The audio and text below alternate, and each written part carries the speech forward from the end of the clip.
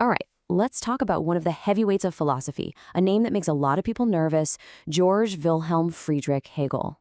Yeah, he's famously complex. But don't worry, in this explainer, we're going to cut through all that and get right to the heart of his incredible, mind-bending vision of how history, reality, and, well, everything all fits together.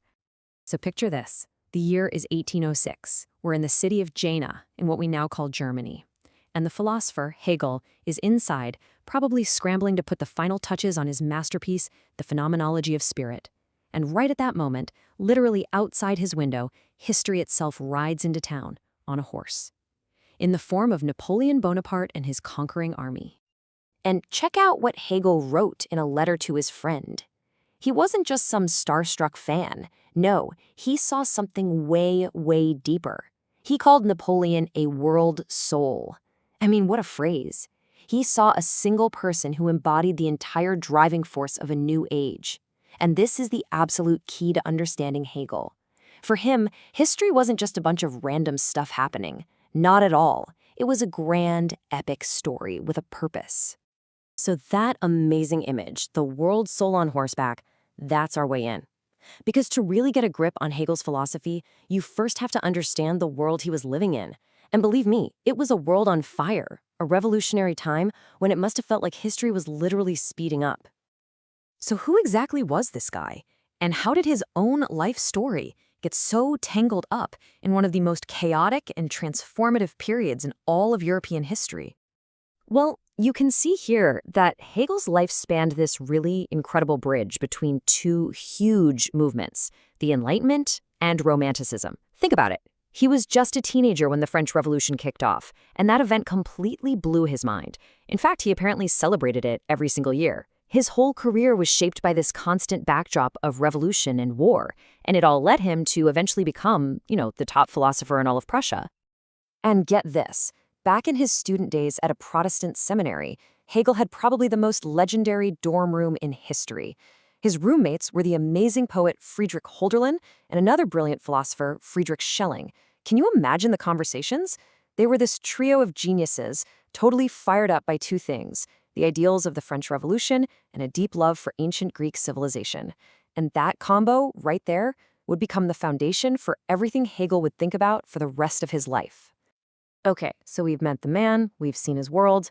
Now it's time for the main event, his philosophy.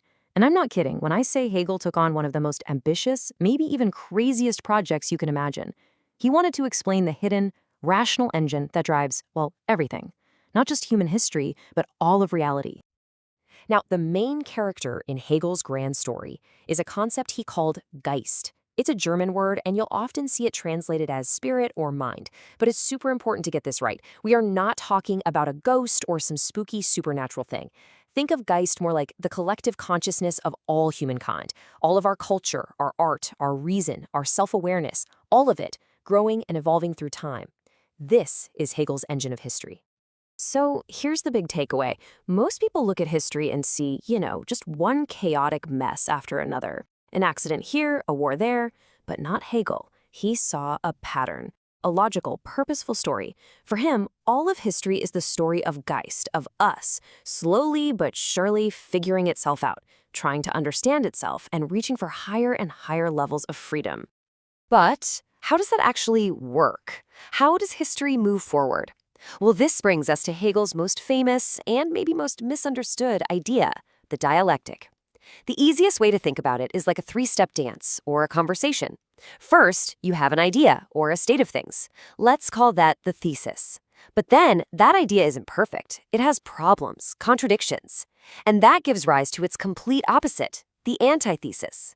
Now, the crucial part is that they don't just fight until one wins. Instead, the tension between them resolves into something new, something better, that takes the best parts of both. That's the synthesis. And guess what? That new synthesis just becomes the thesis for the next round. And on it goes. So what's the point of this whole dialectical engine? Where is it all going? For Hegel, the answer is clear. This whole messy, complicated, sprawling thing we call world history, it has one single direction. It's the story of us, of humanity, slowly waking up and becoming more and more conscious of what it means to be free. Okay, so if history is this big rational story, does that mean we can predict the future? Can we see what's coming next? Hegel's answer is a big, fat no. And he had this really beautiful, kind of poetic way of explaining why. He said that the owl of Minerva, which is an ancient symbol for wisdom, only takes flight at dusk. What on earth does that mean? Well, what he meant is that real wisdom, real understanding, only comes at the end of the day. We can only truly grasp what a historical era was all about after it's already over. So the job of a philosopher isn't to be a fortune teller or to tell everyone how the world should be. Nope.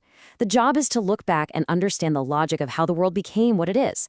It's all about understanding the past, not predicting the future. So after Hegel died in 1831, you might think his super complex philosophy would just fade away. But that's not what happened at all. In fact, it was the opposite. It exploded.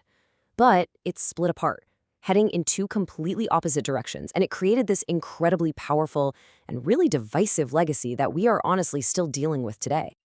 Right away, his followers split into two camps. On one side, you had the right Hegelians. They looked at Hegel's system and said, perfect, this proves that our current government, the Prussian state, and our religion are the final rational endpoint of all history. We've made it. But then you had the left Hegelians, and they looked at the exact same philosophy, especially the dialectic, that engine of constant change, and said, whoa, hold on. If history is always moving and overcoming itself, then there's no way we're at the end. Our society is full of contradictions, and it's time to critique it and push for the next stage. And who was the most famous, the most influential of these left Hegelians? Well, you've probably heard of him, a guy named Karl Marx. And honestly, you cannot understand the 20th century without understanding this connection. See, Marx absolutely loved Hegel's idea of the dialectic, that engine of change. But all that talk about an abstract spirit or Geist, he thought that was nonsense. So he famously said he was going to flip Hegel on his head. He took that three-step engine, thesis, antithesis, synthesis, and instead of applying it to ideas, he applied it to real-world material economic stuff, to the struggle between social classes. And with that one single move, he lit a fire that will completely change the course of world history. And the story doesn't even stop with Marx. Hegel's influence just kept spreading. His ideas became this central reference point for so many huge movements. We're talking critical theory, modern French philosophy, even existentialism. Basically, for the last 200 years, if you're a serious thinker, you've had to grapple with Hegel. You either argue with him, you adapt him, or you build on his ideas. Which brings us right back to today, right back to us. Let's end by taking Hegel's huge, epic theory and pointing it at our own world. If he was right, if all of history really is a story about freedom becoming more and more conscious of itself, then what chapter are we writing right now? What new ideas about freedom are emerging? And maybe more importantly, what are the contradictions of our time that the philosophers of the future will look back on and say, ah, that's what they were working through?